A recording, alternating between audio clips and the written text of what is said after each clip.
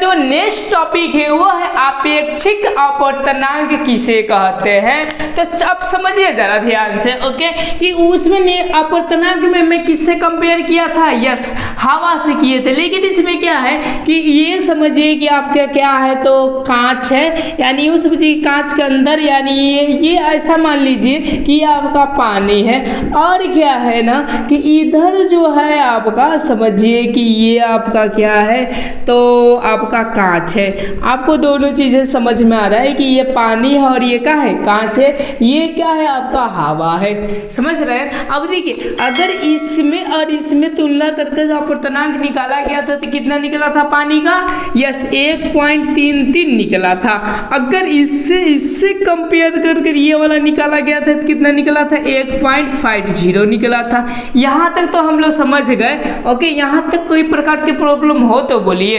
अब क्या हम इन दोनों को कंपेयर नहीं कर सकते हैं, श्योर ही कर सकते हैं। तो जब हम दो निरपेक्ष अपवर्तनांक की, समझ रहे, निरपेक्ष अपवर्तनांक के मतलब कि जो कि आपकी हवा से तुलना की जाए, जब हम दो निरपेक्ष अपवर्तनांक की तुलना, ओके, यानी बट्टे करते हैं, उसी को हम लोग क्या बोलते हैं, तो निरपेक्षिक अपेक्षिक अपवर्तनांक कहते हैं। यानी ऐसा बोल सकते हैं कि दो निरपेक्ष अपवर्तनांक के अनुपात को अपेक्षिक अपवर्तनांक कहते हैं। चलिए यहाँ पर मैं इसकी परिभाषाएं लिख देते हैं, क्या होगा, तो दो निरपेक्ष, ऐसा दो कौन सा, निरपेक्ष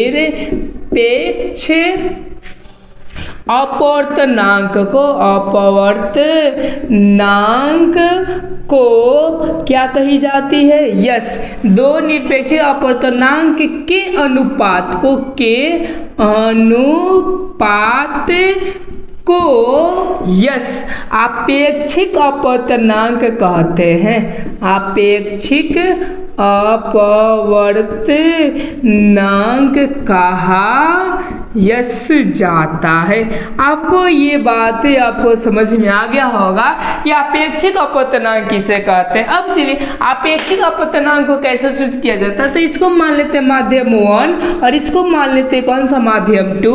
और याद रखिएगा इसको कहीं पर कोई बुक में एन से सूचित किया है, कोई बुक में आपका म्यू से किया है, या कोई ऐसा न्यू से किया है, समझ रहे हैं ना। तो हम इसमें आपका एन वाला लेकर ही समझाने का कोशिश करते हैं। तो ये फिलहाल में आपको उतर गया होगा, तो मैं इसको क्या करता हूँ, क्लीन करता हूँ, और क्लीन कर कर मैं आगे की कंसेप्ट आपसे कंपेयर करेंगे। तो ऐसे लिखने के लिए हम क्या करेंगे, एन और 2 1 लिखेंगे, एंड 2 को 1 से, और जब हम लोग इसके बराबर लिखेंगे तो क्या लिखाएगा, यस, यानी जैसे 2 है तो पहले ऊपर 2 हो जाएगा, नीचे क्या हो जाएगा आपका 1 हो जाएगा, यानी n2 और क्या n1, समझ में आ रहा है। अगर अपेक्षिक अपवर्तनांक निकाल, जैसे कि मैं इसी दोनों का अपेक्षिक अपवर्तनांक निकालते हैं पानी और क्या कांच का, तो ये समझिए कि n21 बराबर इसका कितना दिया आपका, n2 का मैंने 1.5 दिया है, 1.5 और बट्टे कितना हो जाएगा 1 पॉइंट आपका 3, इसको कटाइए पटाइए, ठीक है ना, जो भी कीजिए, तो जो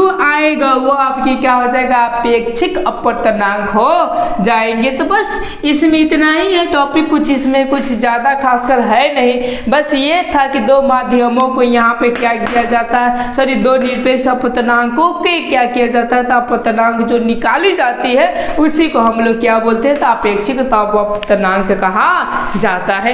ये कंसेप्ट आपको समझ में आ गया होगा। अब चलिए अब सबसे मोस्ट इंपोर्टेंट हम लोग कंसेप्ट को क्लियर करने वाले हैं, वो है आपके स्नेल का नियम, यानी यूँ समझिए कि प्रकाश के अपवर्तन के नियम को यहाँ पर हम देखने वाले हैं। तो चलिए हम इस टॉपिक को देख लेते हैं, उसके बाद हम लोग अगले टॉपिक की ओर बढ़ते हैं। तो मैं इसको फिलहाल में क्या करता हूँ, क्लीन करता हूँ, क्लीन करके आपको उस टॉपिक के बारे में मैं बताने का पूरा नियंत्रण कोशिश